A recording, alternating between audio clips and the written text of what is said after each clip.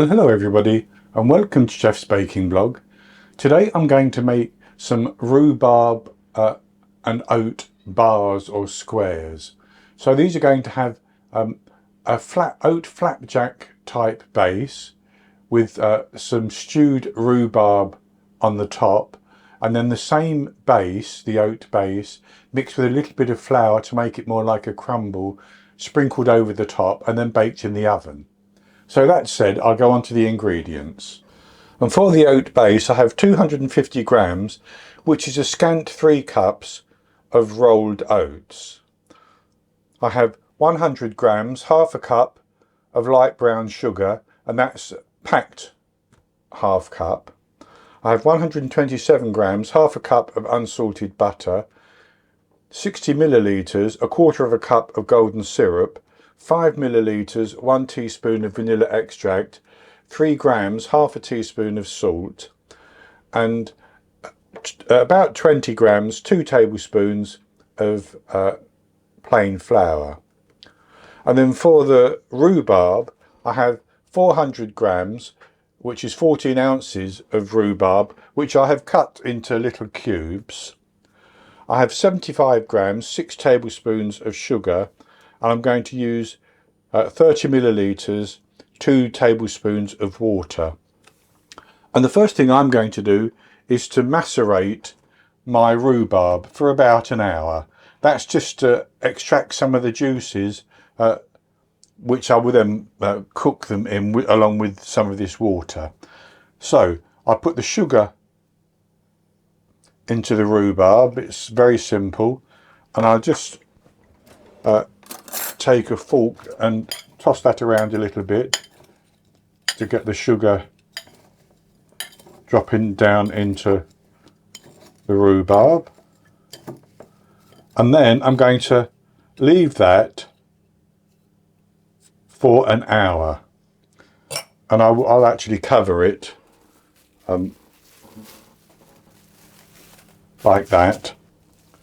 And once these have macerated for an hour, I will come back and we will simply cook that rhubarb for 10 to 15 minutes until it cooks down, softens nicely, and most of the moisture has evaporated. And at that stage we'll be ready to go on to make the oat base and topping. I've let my rhubarb macerate for about an hour, and so I now have my oven preheating to 180 degrees Celsius, that's 160 Celsius with a fan, 350 Fahrenheit, and I have greased and lined an 8-inch square cake tin. This isn't particularly deep, you can use a deeper one if you want to, but this should be good enough as it is. So now it's time to, as the oven preheats, to cook our rhubarb. And for that, I'm simply going to put my couple of tablespoons of water into a pan and put the rhubarb in as well with the juice and the sugar.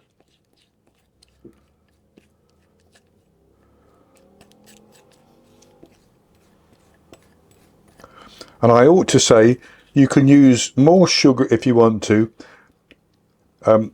Rhubarb can be a bit tart, and it depends how tart you like it, so you could use more sugar if you wanted to. So with that in, I'm going to put that onto the stove and I'm going to cook that for about 15 minutes until it's nice and soft and most of the moisture has evaporated. So I've got the heat on and I'm going to bring the liquid to a boil, and then I'm going to simply cook that down. So that's beginning to boil now. So I'm going to cover that and I'm going to cook it for about 15 minutes. I will check it from time to time and give it a stir. And then for the last few minutes I'll take the lid off so that the moisture can evaporate better. So I've cooked my rhubarb for about 15 minutes, and most of the moisture, I mean it's still wet obviously, but most of the moisture that I put in it has evaporated now. So I'm going to take that off the heat while we go on to work on the oat base. And for the oat base, I'm going to put my butter into a saucepan along with the sugar, the vanilla extract, the salt, and my golden syrup.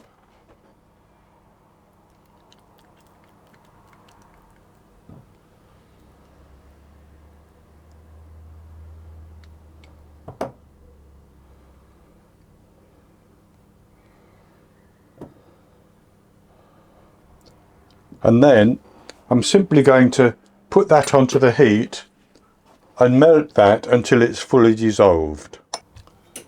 So with my liquid all dissolved now, I'm going to simply pour that into the oats.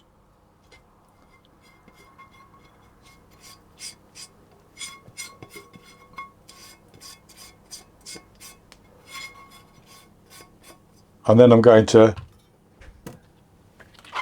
mix that around so everything is combined.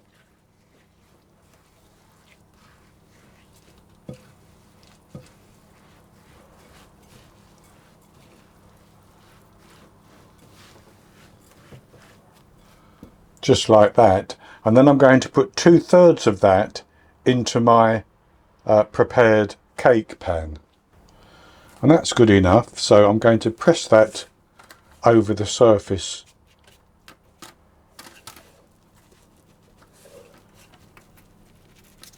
of the pan and compact it quite nicely, trying to get it as level as I can.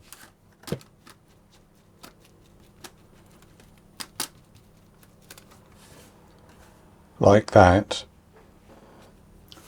And then I'm going to take my flour and sprinkle it into the remainder of the oats, and I'm just going to give that a mix around.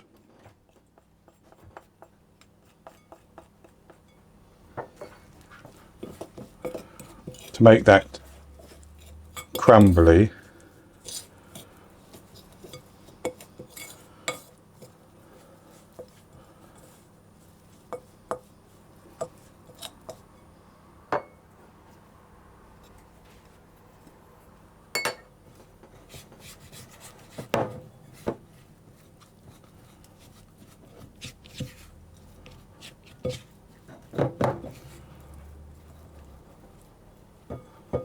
And set that to one side, and then I'm going to put my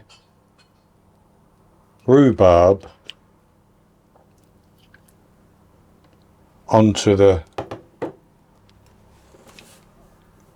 top of the oats in the pan. I may not use all of the rhubarb. Any that's left over will simply go in my porridge in the morning.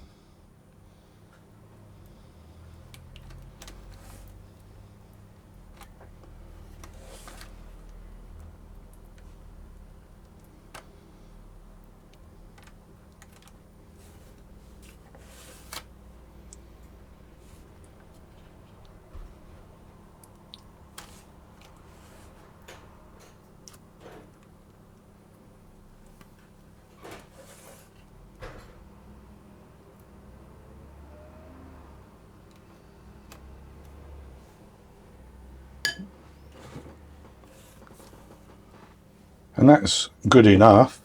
So then I'm going to take my oats and I'm going to just drop them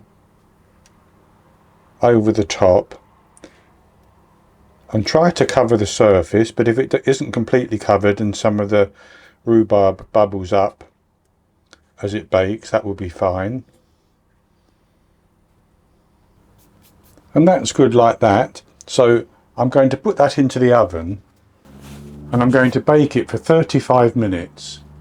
And then I'll take it out of the oven and leave it in the tin until it's cooled completely. and once it's cooled completely I'll come back, show you what it looks like, and we'll have a taste. I baked the rhubarb and oat squares or bars for 35 minutes and they coloured nicely on the top.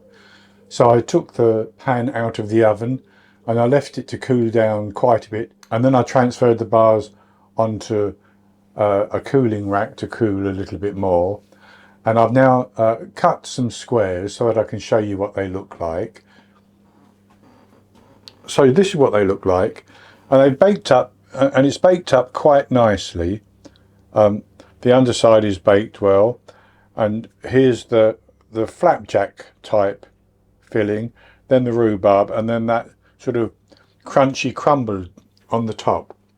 I've already eaten one corner and I'm going to eat another corner now.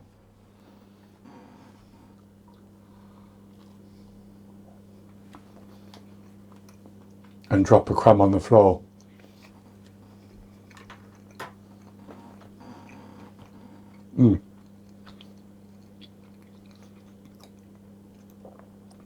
That oat base is lovely and chewy and buttery like a flapjack, and then the top is crunchy as well, and then in the middle that nice slightly tart rhubarb is very, very good.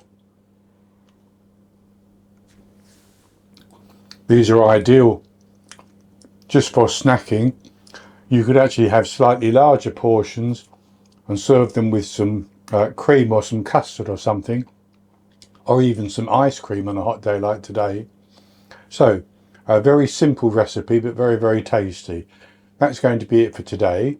I hope you've enjoyed the video, and if you have, please give me the thumbs up below and click to subscribe to my YouTube channel. In the top right hand corner of the screen there'll be an eye that you can click on, and that will take you to a link for the recipe, and I'll put a link below the video as well, and I'll be back with another recipe in the very near future. So until then, happy baking.